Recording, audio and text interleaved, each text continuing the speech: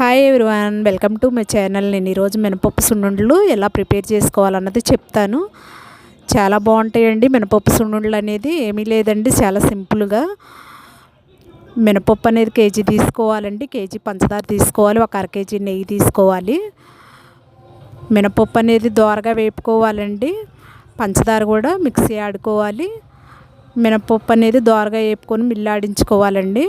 తర్వాత నెయ్యి అనేది వేడి అనేది చేసుకొని మూడు కూడా కలుపుకుంటూ మనము సున్నుండలు అనేది ప్రిపేర్ చేసుకోవచ్చండి. చాలా బాగుంటాయి తింటుంటే. సో నోటికి అంటుకోకుండా ఉండాలి అని అంటే మనము కేజీకి ఒక 100 గ్రాములు బియ్యం కూడా దోరగా వేపుకొని కలుపుకోవాలండి. పిండాడించుకొని నోటి జుట్టుకోకుండా ఉంటాయి అన్నమాట సున్నుండలు అనేది.